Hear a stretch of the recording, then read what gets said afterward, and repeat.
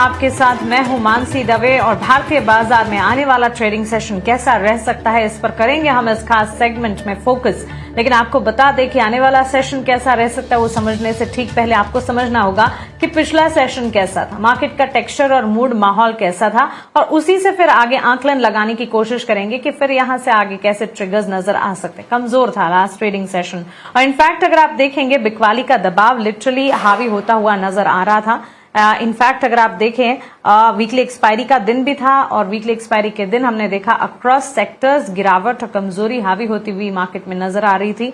Result specific भी बाजार में तस्वीर ज्यादा साफ नहीं दिख रही थी। 24,000 के लेवल्स को एक बार तोड़ते हुए निफ्टी जो है 86 अंकों के बिकवाली के साथ 24,000 लेवल को टच बेस कर मानो क्लोज होता हुआ दिखा।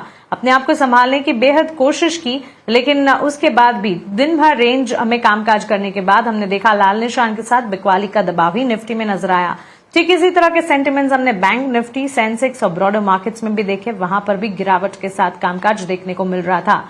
इस बीच यहां से आगे के सेंटिमेंट्स कैसे होंगे? क्या बाजार में ग्लोबल फ्रंट पर ऑफकोर्स वॉर सिचुएशन में फिर से अपडेट्स आते हुए दिखे, तनाव की स्थिति वापस से एस्केलेट होती हुई दिखी और इसी के चलते ग्लोबल फ्रंट पर भी कंसर्न्स थे जिसका इवेंचुअल इंपैक्ट भारतीय बाजार पर दिखा।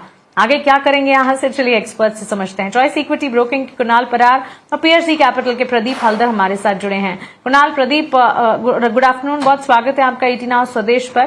कुणाल, शुरुआत आपसे करना चाहूंगी। बड़ा ही थका सा था मार्केट, ऐसा नहीं था कि स्टॉक वाइज अपॉर्चुनिटीज नहीं थी।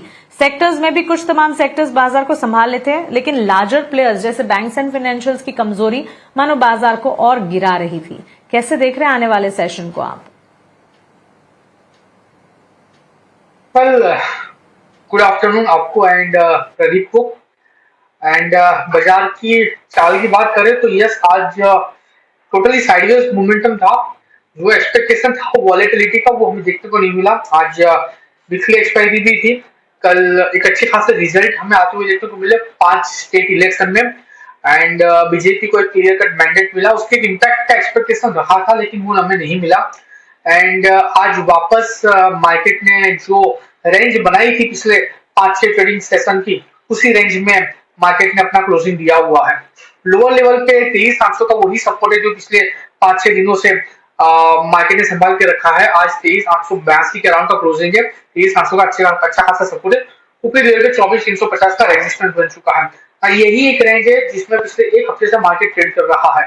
तो आगे जाके आने वाले दिनों में भी इसी रेंज में मार्केट रह सकता है, इतना एक्सपेक्टेशन हम रख सकते हैं। अदर साइड अगर ब्रेकआउट मिला तो फिर मार्केट में पर्टिकुलर डायरेक्शन में देखने को मिल सकती है, बट फिलहाल इसी रेंज को मद्देनजर रखते हुए हमें यहाँ पे ट्रेडिंग स्ट्रेटेजी बनानी है। 23,800 स्ट्रॉन्ग सपोर्ट, 24,350 एक स्ट्रॉन्ग रेजिस्टेंस फिलहाल है।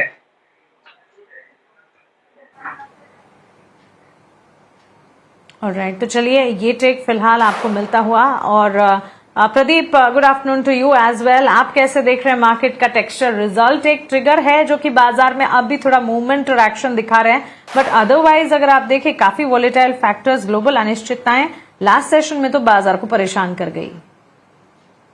जी, गुड आफ्टरनून मानसी जी, आपको, कुणाल जी को एंड ईटी नाउ स्वदेश के सारे व्यूअर्स को एक स्टैंडर्ड डिस्क्लेमर आएगा। जितने भी स्टॉक्स एंड इंडेक्स को लेके मैं बात करने वाला हूँ, कोई भी स्टॉक्स या इंडेक्स में हमारा कुछ भी पोजीशन नहीं होता है। No conflict of interest, registration granted by SEBI, membership of BC, certification from NISM, in no way guarantee performance of the intermediary or provide any assurance of return to the investors. देखिए, मैं समझ रहा हूँ कि market अभी थोड़ा market को time देना चाहिए, क्योंकि जिस तरीके से हमने देखा है कि एक अच्छा खासा रैली के बाद एक कहीं ना कहीं प्रॉफिट बुकिंग, उसके बाद फिर से भी 24,200 क्रॉस नहीं हुआ था आज से 1-2 दिन पहले ही। वेस्ट बंगाल में अलग अलग स्टेट में हमने देखा है ऑलरेडी बीजेपी का एक बहुत बढ़िया मैंडेट आया है, लेकिन वो एक सेंटिमेंट था और सेंटिमेंट फिर भी ज्यादा काम नहीं किया, क्योंकि मार्केट में अभी मिडिल ईस्ट वाला जो टेंशन है कहीं ना कहीं वो खत्म नहीं हुआ है। रुपीस ऑल टाइम लो के आसपास आ चुका है। एफआईआई अभी भी अगर हम देखेंगे ठीक तरीके से वो जो इनफ्लो है वो नहीं आ रहा है। सो कहीं ना कहीं टेंशन है अभी भी। अगर हम ब्रेंड एंड क्रूड देखेंगे अभी भी कहीं ना कहीं अभी हाइस में ही है। सो मुझे लगता है कि सब चीजों को ध्यान में रखते हुए एक बार हमें 23,650 के आसपास कहीं ना कहीं आपको आते हुए दिखाई देंगे। और मैं लॉन्ग करने में पसंद डेफिनेटली करना चाहूंगा, लेकिन वो 24,250 एक बार क्लोजिंग चाहिए। और निफ्टी बैंक ज्यादा कमजोर लग रहा है, एक बार 54,547 के आसपास का निफ्टी बैंक का क्लोजिंग आया है।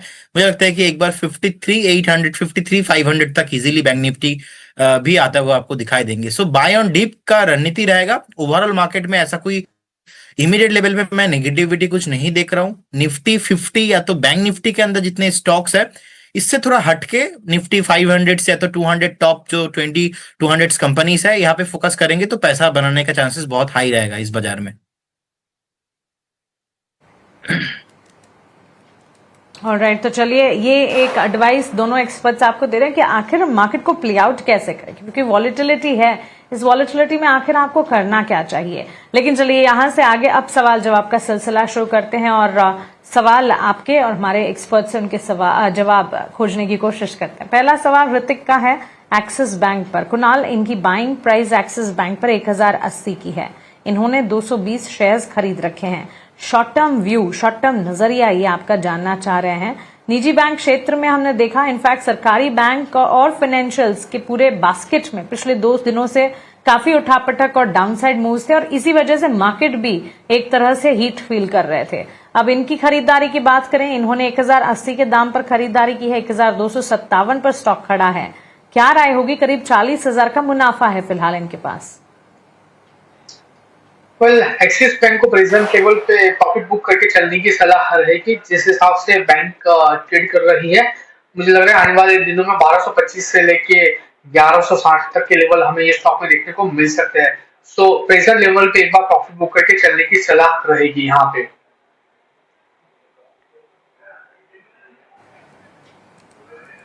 ऑलराइट, तो चलिए ये राय एक्सिस बैंक पर आपको मिलती हुई। और इन पर्टिकुलर बैंक्स एंड फाइनेंशियल्स की अगर मैं बात करूं तो लास्ट ट्रेडिंग सेशन में हमने डेंट देखा। इनफैक्ट बैंक्स और फाइनेंशियल्स ही थे जो ज्यादा टूट रहे थे, जिसका असर था जो कि मार्केट पर और हावी होता हुआ नजर आया। कुछ एक आध बैंक चल भी रहे थे जैसे yes bank, federal bank, but otherwise IndusInd, Canara bank, bank of Baroda, Punjab national bank, SBI जैसे तमाम काउंटर्स में बिकवाली हावी होती हुई नजर आई।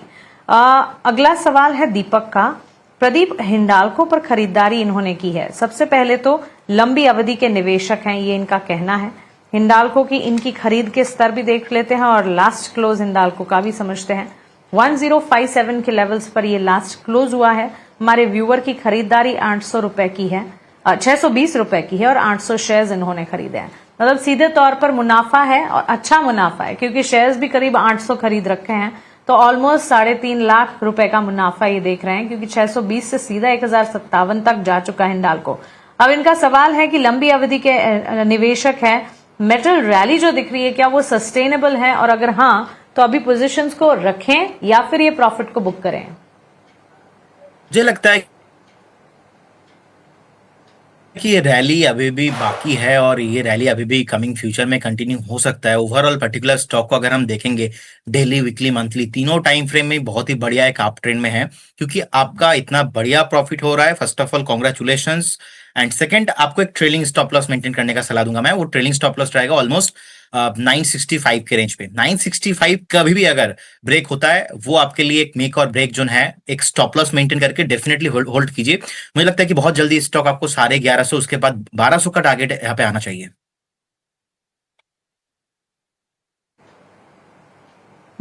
तो चलिए 1200 तक के भी टारगेट्स दिख सकते हैं हिंडाल्को में। बड़े अच्छे लेवल पर खरीदारी की है। हमारी तरफ से कॉम्प्लीमेंट्स दीपक जी आपको, और यहां से भी पोजीशन को इंटैक्ट रखें। 1200 तक के टारगेट्स भी दिख सकते हैं। तेजी होने पर फिर से अगर उलझन हो तो हमसे सवाल पूछेगा और हर स्तर पर हम आपको तब जवाब दिलाने की कोशिश करेंगे। प्रभाकर का अगला सवाल है, और कुणाल ये सवाल है अडानी ग्रीन एनर्जी पर। इन्होंने अडानी ग्रीन एनर्जी के 900 शेयर्स खरीद रखे हैं। ये 1080 के अपने खरीदारी के स्तर बता रहे हैं। अब अडानी ग्रीन, एनटीपीसी ग्रीन, दोनों पर एक बार मैं टेक समझना चाहूंगी। अडानी ग्रीन से धीमे चलता है एनटीपीसी ग्रीन, बट एक तो हमारे व्यूअर के लिए और इस पूरे स्पेस पर भी आपका नजरिया कुणाल क्या होगा? इनकी खरीदारी 1080 की है। सबसे पहले अडानी ग्रीन की बात कर लेते हैं। 1330 के अराउंड है, 1080 के अराउंड की उनकी खरीदारी है। बहुत ही बढ़िया मुनाफा हो रहा है। एग्जिस्टिंग पोजीशन पे एक बार होल्ड करके चलने की सलाह रहेगी। नाउ बंगाल में बीजेपी का जो विन हुआ है, उसकी एक डायरेक्ट इम्पैक्ट अडानी ग्रुप पे भी हमें देखने को मिल रही है। सो ओवरऑल व्यू यहाँ पे टेक्निकल ब्रेकआउट के बेस पे, फंडामेंटल के बेस पे अदानी ग्रीन को होल्ड करके चलने का ही है। आने वाले दिनों में 1450 और ये जैसे ही ब्रेक होता है 1590 तक के लेवल हमें अदानी ग्रीन में देखने को मिल सकते हैं। नाउ अदानी ग्रीन की बात करें, लेकिन सामने दूसरे स्टॉक जैसे एनटीपीसी ग्रीन है, वहां पे भी एक अच्छी खासी मोमेंटम हमें देखने को मिल रही है। इतना ही नहीं, आप देखिए दूसरे जो काउंटर्स जैसे टाटा पावर भी रिन्यूएबल एनर्जीज में आ चुका है, जेएसडब्ल्यू एनर्जी भी रिन्यूएबल में आ चुका है। बट पर्टिकुलर अगर एनटीपीसी ग्रीन की बात करें जो 109 के अराउंड है, अगर ये स्टॉक यहाँ से कोई भी गिरावट देता है और लोअर लेवल पे अगर 102 आता है तो फिर वहां पे एक बार खरीदारी करके जा सकते हैं। बहुत ही स्ट्रॉन्ग सपोर्ट है 102, वहां से बाउंस बैक देके वापस स्टॉक 120 जैसे ही ब्रेक होगा 140 तक के भी लेवल दिखा सकता है। सो दोनों स्टॉक में आने वाले दिनों में बहुत बढ़िया सी मोमेंटम हमें देखने को मिल सकती है। एब्सोल्युटली। तो चलिए ये राय फिलहाल आपको मिलती हुई अडानी ग्रीन पर आपकी खरीदारी पर। कुछ और स्टॉक्स हैं जहां पर हमारे व्यूअर्स के सवाल है। भूपिंदर का सवाल है कैथलिक सीरियन बैंक यानी सीएसबी बैंक पर। इन्होंने 50 शेयर सीएसबी बैंक के खरीदे हैं, 362 अपने एंट्री लेवल बता रहे हैं। प्रदीप आपसे एक टेक जानना चाहेंगे, येट अनदर बैंक रिलेटेड सवाल आपके सामने आया है और बैंक्स एंड फाइनेंशियल्स में 1.5% की गिरावट कैथलिक सीरियन बैंक के स्टॉक ने हम देखी है, लेकिन आई थिंक लास्ट कुछ दिनों में ही कंपनी के नतीजे भी आए थे और नंबर्स के ठीक बाद हमने देखा था कि स्टॉक में एक रनअप भी नजर आया था। बट इस वक्त हमने देखा मार्केट के टेक्सचर के साथ डाउन ट्रेंड ही लास्ट सेशन में देखने मिले।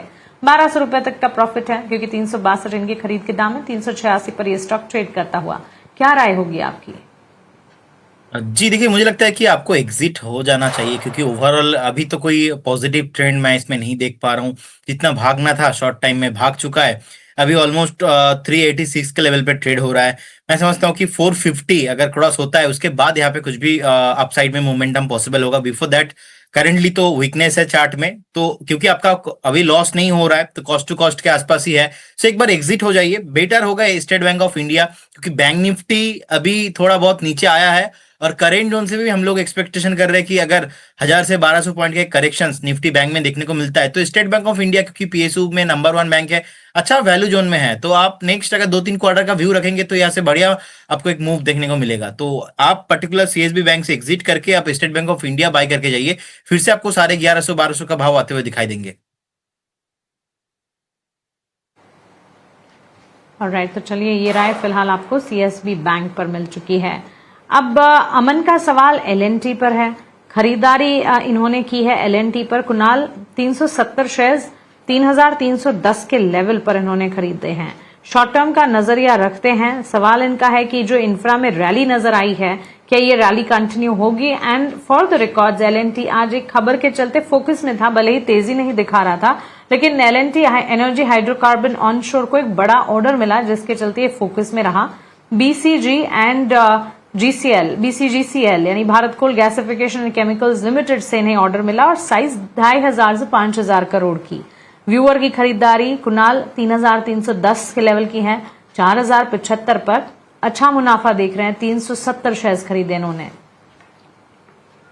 कल 2.5 लाख से ऊपर का मुनाफा हो रहा है। व्यू यहाँ पे एलएनटी को लेके फिलहाल पॉजिटिव साइड का ही है। 200 डेज एमए के ऊपर स्टॉक सस्टेन कर रहा है। ऑर्डर मिलने की बात है तो स्टॉक आने वाले दिनों में 4400 जैसे ही ब्रेक करेगा 4650 तक के भी लेवल दिखा सकता है। और जो 3310 के राउंड की खरीदारी की है, एक्चुअली एक लोअर एवरेज का सबसे ज्यादा बेनिफिट आने वाले दिनों में मिल सकता है।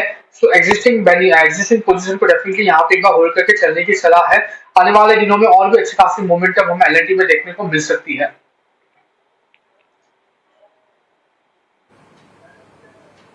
तो चलिए ये राय एलएनटी पर। यहां से फर्दर अपसाइड एक्सपेक्टेड है और इसी के चलते पोजीशन को इंटैक्ट रखा जा सकता है। अच्छा स्टॉक है, शॉर्ट टर्म व्यू है आपका, लेकिन फिर भी हाँ कन्विक्शन है और आगे भी इस स्टॉक के लिए कन्विक्शन बना रहेगा। एचडीएफसी बैंक पर अगला सवाल। प्रदीप, आज सारे सवाल बैंक्स से जुड़े आपके हिस्से आ रहे हैं। प्रदीप, आकाश का है ये सवाल। 800 शेयर्स इन्होंने खरीदे, 150 शेयर्स इन्होंने खरीदे हैं, 800 अपने एंट्री लेवल ये बता रहे हैं। HDFC bank larger banking player है। फंडामेंटल्स और नतीजों से कह सकते हैं काफी हद तक और ब्रोकरेजेस के रिपोर्ट्स से काफी हद तक इम्पैक्ट होता है ये स्टॉक। लेकिन लास्ट क्लोज की अगर बात करें, हमने देखा है लास्ट क्लोज इसका 773 के लेवल पर 150 शेयर्स व्यूअर ने खरीदे।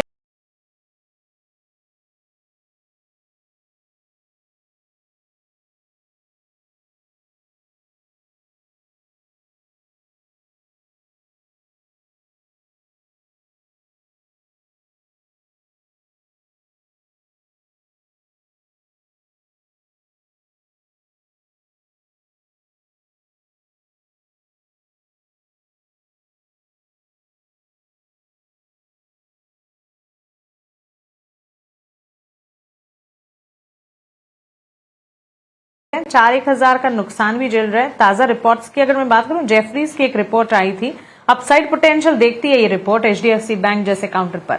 आपकी राय क्या होगी? जी देखिए, अभी 772 के लेवल पे चल रहा है। मुझे लगता है कि बिल्कुल बने रहना चाहिए। एक बार 745 730 के लेवल पे बहुत बढ़िया सपोर्ट है। रिसेंटली नीचे आया भी था, लेकिन थोड़ा बहुत बाउंस बैक होने के बाद फिर से हमने देखा कि 800 के नीचे आ गया। सो बहुत ही प्रोमिनेंट बैंक है, वैल्यू है बैंक में, फंडामेंटली भी बहुत बढ़िया लगता है। एक बार 825 अगर क्रॉस होता है, उसके बाद यहाँ पे प्राइस एक्शंस आपको ऑलमोस्ट फिर से 880 950 तक आते हुए दिखाई देंगे। और मैम, ये आपके शो में नहीं, आज जितनी जगह पे मैंने शो किया, हर जगह पे मेरे पता नहीं क्या हो रहा है, सब जगह पे बैंक का ही क्वेरी आ रहा है। हम वेस्ट बंगाल वाले हैं ना, लास्ट 2 दिन से हमको झटका ही आ रहा है।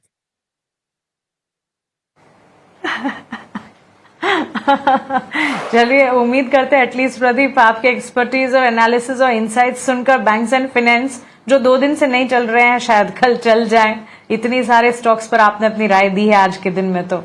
लेकिन चलिए आगे बढ़ेंगे और हमारे अगले सेगमेंट का रुख करते हैं, वीआईपी यानी वैल्यू इन्वेस्टमेंट पिक का।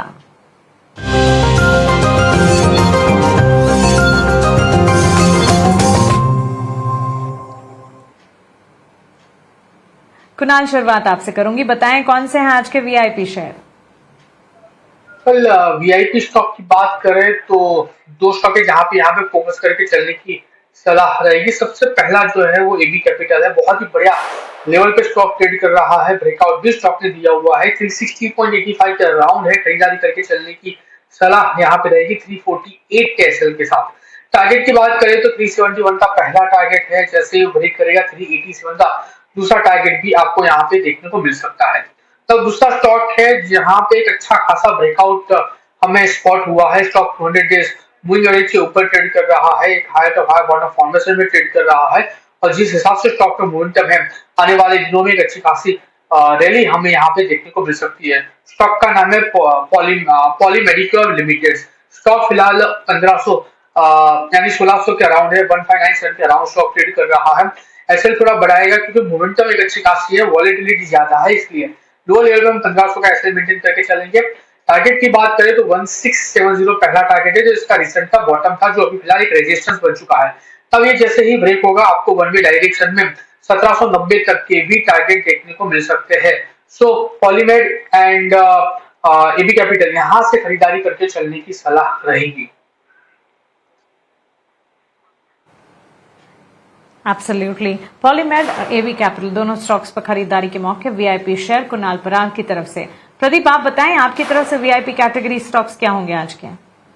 जी देखिए, 2 कॉल रहेगा। फर्स्ट कॉल रहेगा मैनकाइंड फार्मा। इसमें बंद होते होते मार्केट कहीं ना कहीं एक बहुत बढ़िया मूव देखने को मिला है, 2300 के ऊपर क्लोजिंग आया है। तो पहला टारगेट यहाँ पे आपको almost 2390 and second target almost आपको 2450 तक आते हुए दिखाई देंगे। एक स्टॉप लॉस 2258 के आसपास मेंटेन करके जाना है।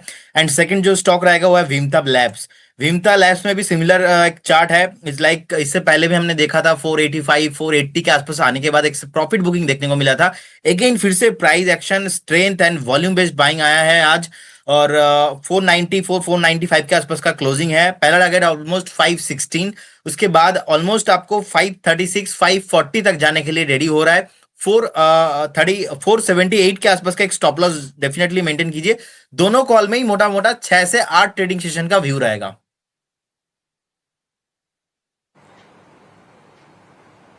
ऑलराइट, तो चलिए ये हो गए प्रदीप हल्दर की तरफ से 2 वीआईपी शेयर। विमटा लैब 536 तक के टारगेट्स एक्सपेक्ट करके वो चल रहे हैं, अच्छी मजबूती, और 478 का स्टॉप लॉस। और जब वीआईपी शेयर की हम बात करते हैं, हम आपको ये बता रहे हैं कि स्टॉक्स जो है उन्हें एटलीस्ट लॉन्गर टर्म पर्सपेक्टिव के लिहाज से समझ कर चलेगा। और दूसरा मैनकाइंड फार्मा, यहाँ पर भी 2450 तक के लेवल्स प्रदीप एक्सपेक्ट करके चल रहे हैं। प्रदीप, कुणाल, बहुत शुक्रिया आपका हमारे साथ जुड़ने के लिए, आपकी राय बाजार पर हमें बताने के लिए और हमारे व्यूअर्स की कल की तैयारी करवाने के लिए। चलिए इसी के साथ इस खास पेशकश में इतना ही, लेकिन